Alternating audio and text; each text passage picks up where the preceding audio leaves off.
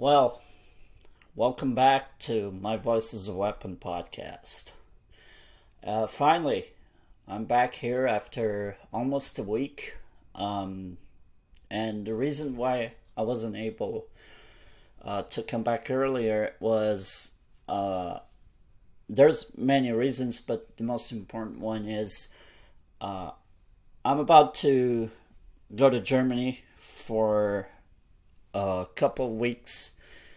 Um, Main reason is work, um, but also the main reason is um, I'm moving. I want to move to Germany, not just for work, but for the podcast. I think it's a smart move going forward. The podcast will continue, and I'm gonna try to be here more often. For the past 2 to 3 weeks, I wasn't able to be doing the podcast every day, which is what I wanted. Um, but I'm here now, and I think this is important. Today, the topic is control, and not the way that most people think of control. I'm talking about control as a tool of power. And the most important thing to take into account when it comes to control is we often, more often than not, have the tendency, all of us, to believe that control is bad.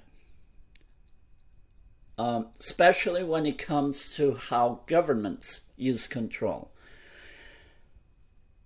I disagree to a certain degree. I think that control becomes bad when people use it as a tool of power, as a tool to use power in a corrupt way.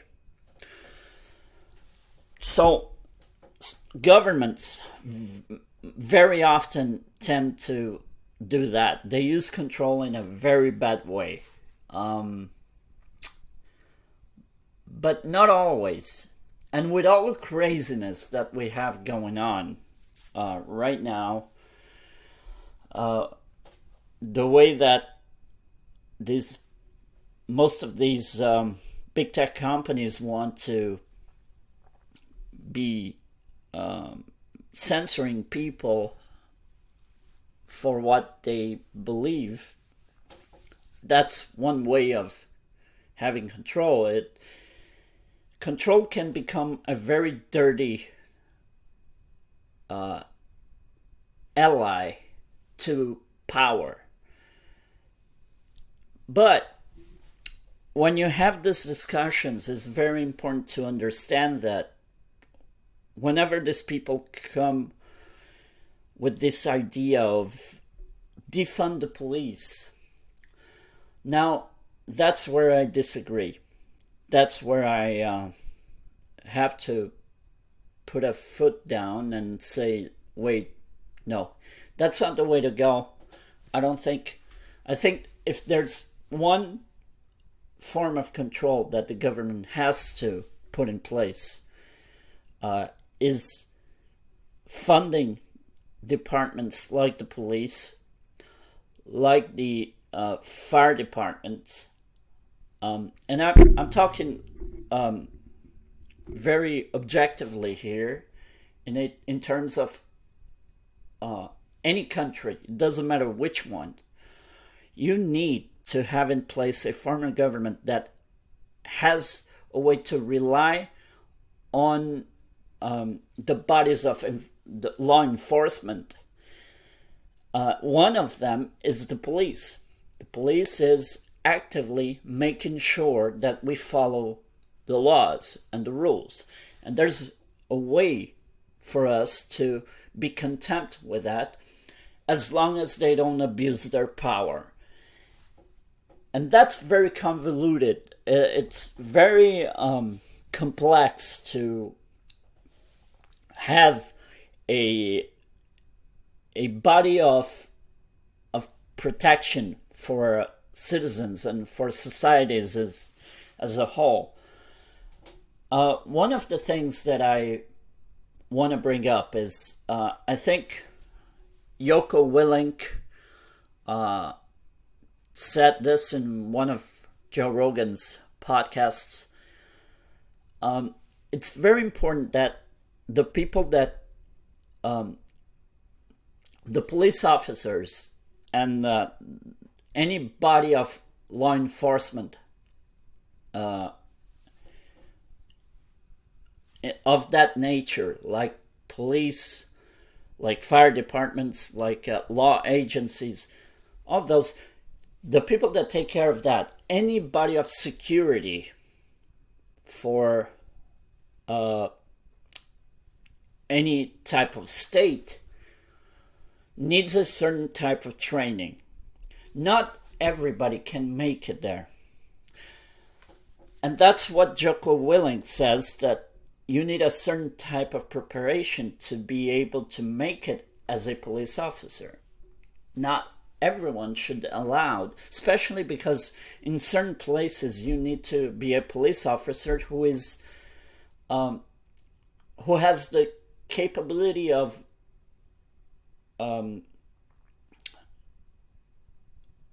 having a gun, right?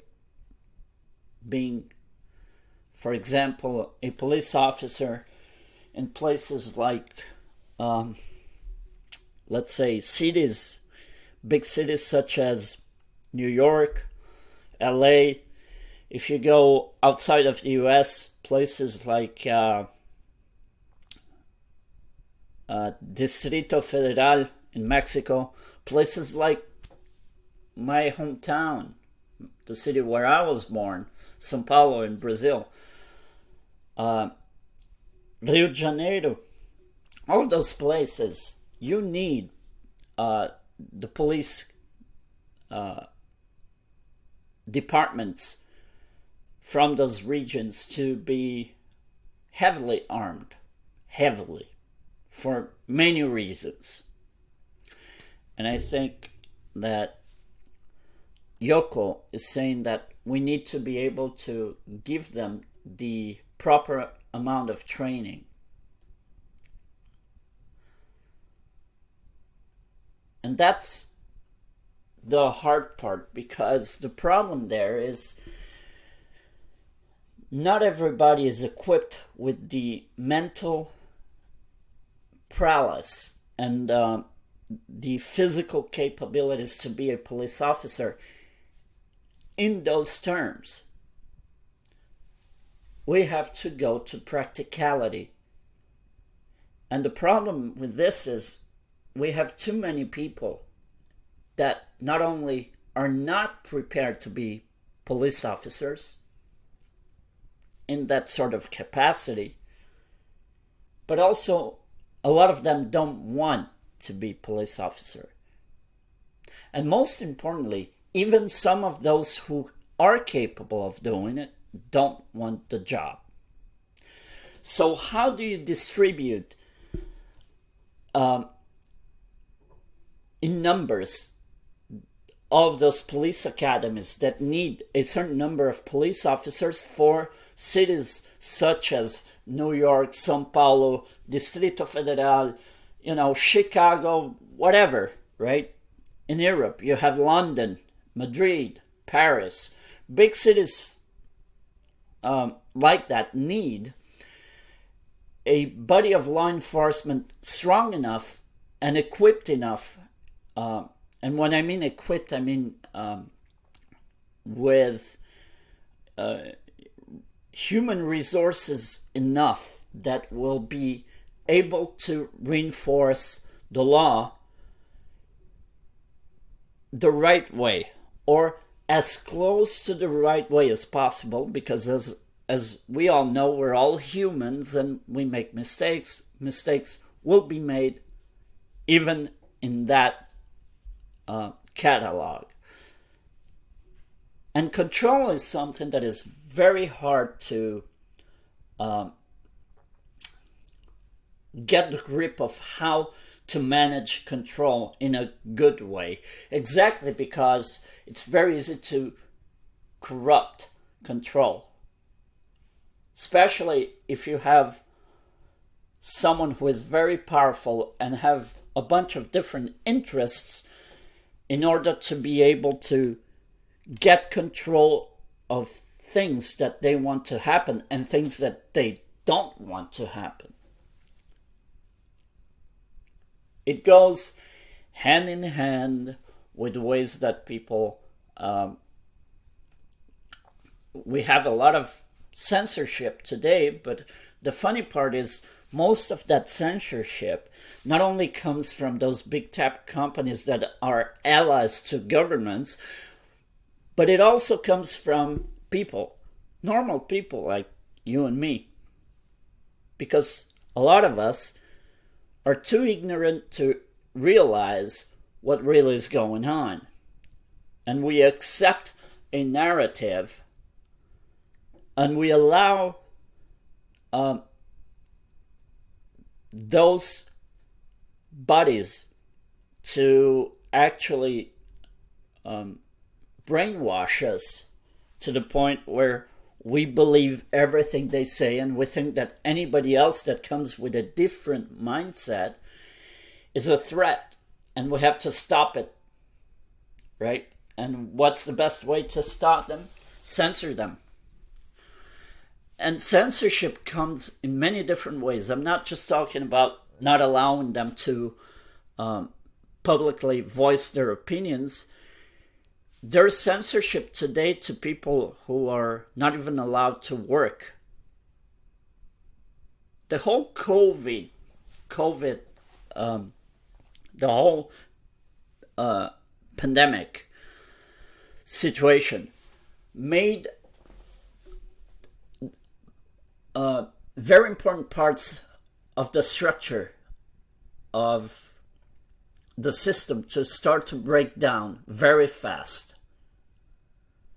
And when they feel that that breaks down naturally, they think that some people are behind that, but it's not. It's just breaking down naturally because you cannot sustain a liability that runs as a government. When things don't work the way they should, and you add that with a situation such as the pandemic, COVID as a whole, COVID-19 as a whole, the structure crumbles for many, many reasons. One of them is corruption, but another one is it's unsustainable for them to try to shut people up. So what do? If it's not enough to just shut them up, we're gonna take away any possibility of them getting hired by any company. And that's what they're doing, for example, in China. Anybody that says publicly anything that goes against the government trail of ideas, they will do anything to make that person miserable and not able to work. Now, that happens in China it didn't start during COVID. This started in China around 10 years ago, maybe longer, okay? But it started to happen in other places in the world as well. In the US, there are many cases that are not publicized publicized by the press. We had this case about I can't remember her name now, but this lady who had a restaurant in Hollywood, and she got shut down, and She didn't have a problem with following the rules, mask or shutting down because it's dangerous. We can't have too many people, you know. But the problem that she had is the way the mayor of California shut her business down, her restaurant. Because right in front of her, there's apparently one of those big streets and another restaurant that is a lot bigger than hers and got apparently rented by a big company, a movie company, which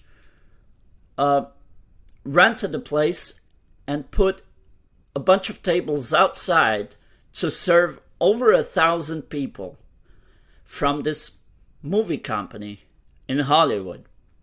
So her argument was, wait a minute, you're shutting me down and I have capacity for 40 people, 50 people at most, and yet you're opening this restaurant for 1,000 people right across my street. And I'm the one who's following the rules here. They're clearly not, because they're gathering a bunch of people in a time where we have to follow distance protocols because of, the probability of getting contagious with COVID, with this new illness that we have going on. Now, there's a whole nother argument aside from this, which is, okay, but we're outside and a lot of people, a lot of special people who are in the field of medicine and science, who are specialized in this, and they studied proving that outside there is no danger of getting COVID whatsoever. Okay, I accept that, but the problem is the same government, the same mayor of Los Angeles in California is putting up laws to not allow people to gather in parties such as this one. And yet he allowed this company. Do you know why he did this? Because he knew it was going to be profitable for him. And that's where the whole corruption thing enters. And it makes control a dirty, dirty word. But the fact is, to a certain extent, we need control. We can't just be freaking anarchists. We can't just allow anyone to do whatever the fuck they want. We have to follow rules here, because otherwise there is no respect for life. And that's where the freedom of speech has to have a limit. The limit of my freedom is I cannot step on anybody else's freedom. That's the limit. As long as I don't do anything to avoid another person to do and say whatever they want, as long as they don't do the same to me, that's the limit in freedom of speech. However, it doesn't matter if I disagree with anybody else completely, because they need to have the right to rebuttal. They need to have the right to have a response to whatever thing that I say that they don't disagree with, or whatever action that I take that they dislike.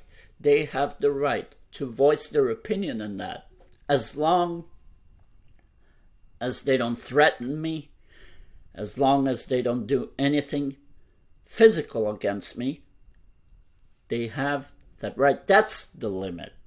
That's the only limit. Now, when you start wanting to shut people down in many different ways, that's wrong. And when you use control to do it, that's even worse. Because when you do that, what you're doing is you're showing us that you're insecure, that you're afraid that that person might take your power, and then you become powerless. That's the fear of these people in that sort of position. That's the fear they have. That's why they use control in that way now.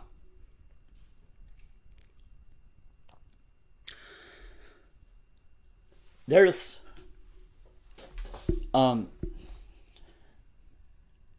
we need to understand the context of when control is good. Control is good as long as it is not aligned with power whatsoever. That's when control is good. We cannot control anybody if we use power to do it, because immediately we will have a bad reaction to what control is, how control is presented. The reaction will immediately be negative, and it won't be good enough. And that's why this movement of defund the police was born. It's part of it. To a very little extent, I agree with them. Very little. I understand that when you use control mixed with power, then it becomes completely corrupt. That's what we try to avoid. I already said in this podcast what my ideology is when it comes to all of this. Government,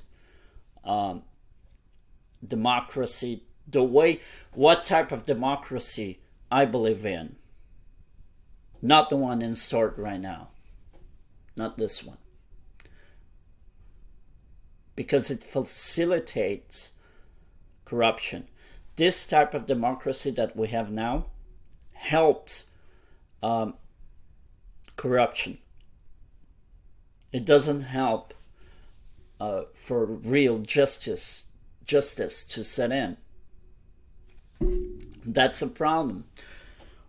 We have to fight this type of issues as best we can.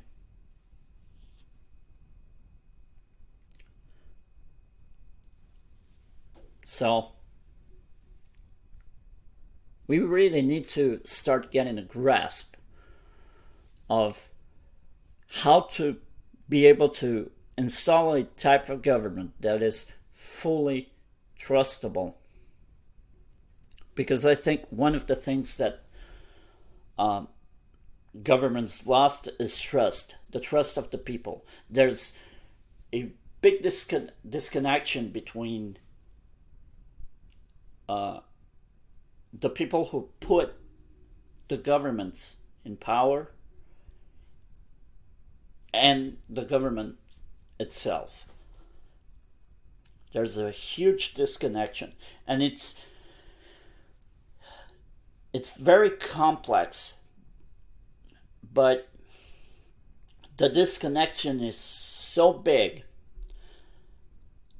that we need to realize that the whole system doesn't work. They still rely on us to a certain extent. They need us to vote for them every 4 years. Right?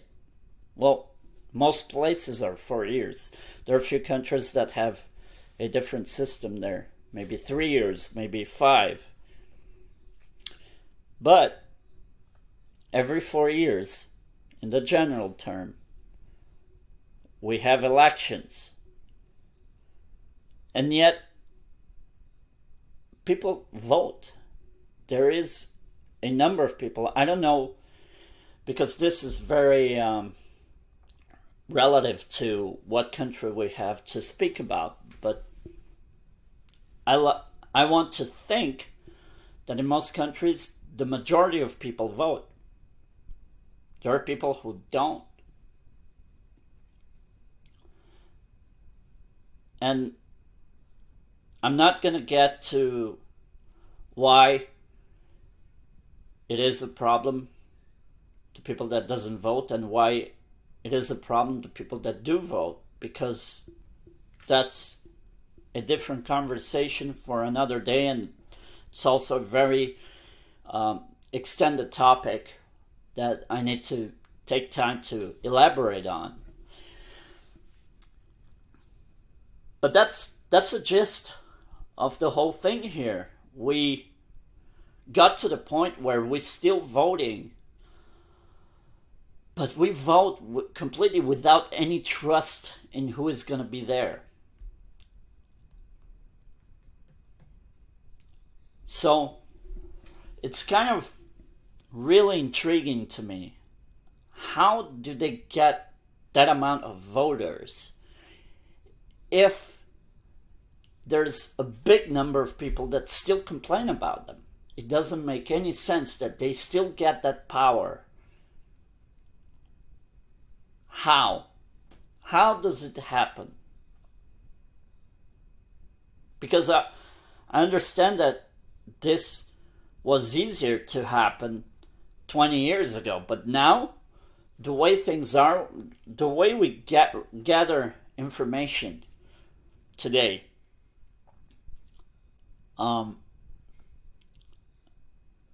which is a much faster way to get the right information if you know where to get it.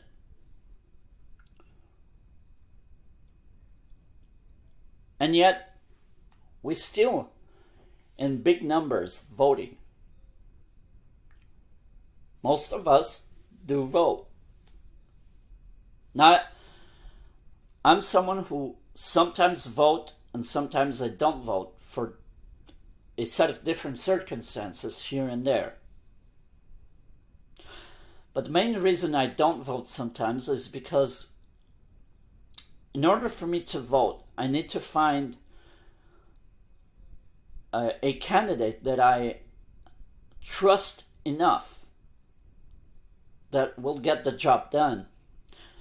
And sometimes I don't have time for that. I don't have the time of following the elections to the point where I say, okay, this guy or this person, this woman is the one who's going to get us to the right path. That's the very complicated part of voting. That's why it's very convoluted. It's not easy to vote. It's not simple. You need to have the time to actually study who you're voting for, to understand who that person is and what their agenda is. And we need to construct a whole perception as objective as it can be about that person and the party they're in as well. Let's not forget, because all the policies that they will offer us, the promises that they will make, will depend on the party that they're with. Because maybe they want a specific policy that their party doesn't agree with. Therefore, they're not going to allow that person to jump and promise something like that. So, we need to find a balance to withstand all the pros and all the cons of voting.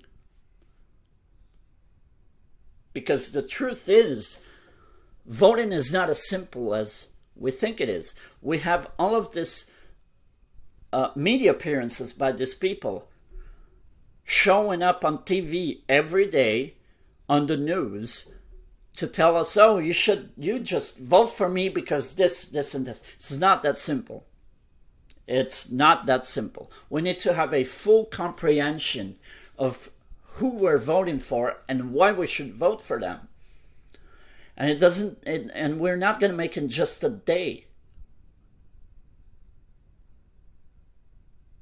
Which is why the electoral system is so broken as well.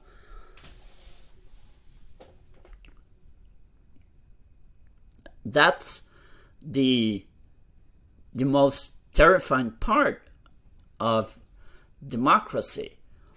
Voting is a job. It's an important job. Because we rely on an amount of trust to the people that are going to be put in power by us because we voted. And then when we see something wrong, we go, oh, wait a minute. What the fuck is going on here? I voted for this jackass. Well, you voted for them, but you didn't gather enough information about them to actually think, okay, this doesn't work. So we need to read and review the letters with all the policies that they offer, which is the main reason for me thinking that a technocratic government would absolutely work with the right people in power.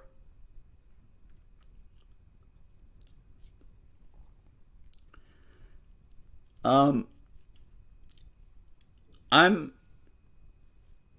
very worried that we are still in this helm of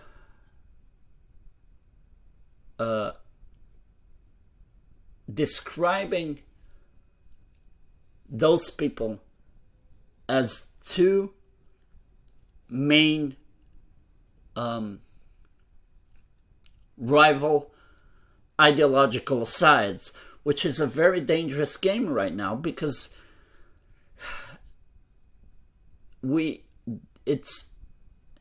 that's very old-fashioned. It's not how it works anymore. They're not really that far apart. As much as what they show us in the media, that all that ugly side they have about fighting each other all the time, about the most stupid things, is very worrying for me that we keep going in that path. We keep allowing them to use that as a structure for the elections that are to follow or are to come, right? It's a dangerous game because we buy into it very quickly just because they say something that we may agree with. The problem is not just agreeing with what they say. The issue here is they use that vocabulary to convince us that they're going to do the right things for us. But the truth is, it's just a weapon for them. Vocalizing those words and promising things that are not really real is a weapon for them to gain votes as quickly as possible. Because we don't take the time to actually review everything in context and read the behind the scenes of all of that. And that's what we need to do. We have to know how the behind the scenes in the political scene works. Because believe me, the truth is, we don't. We don't. Even with internet, with how fast information travels nowadays, we still don't know the behind the scenes. And more often than not, we don't really know who really is in charge. Because trust me, presidents, I know it sounds like a conspiracy theory, but in many countries this might very well be real, be the truth. Presidents are just a figurine that is put there to show their faces. But the people who are really in power don't show their faces. Because they know the moment they do, a big war will come down. Big war.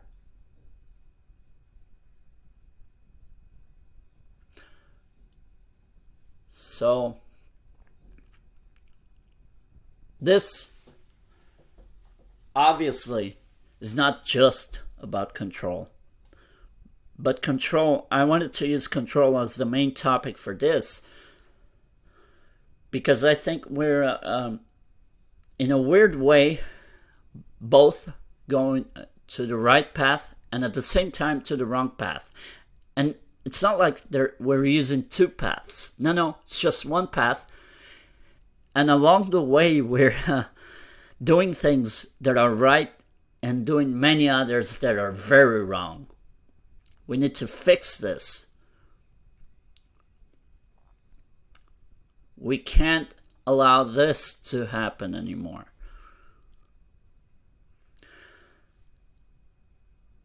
This was My Voice is a Weapon podcast. I want to thank everybody for listening. And I can't promise anything, but I will try my best to come here more often. I will try to be back tomorrow. And the next day. I don't know if I will be able to be here all week, but I will try.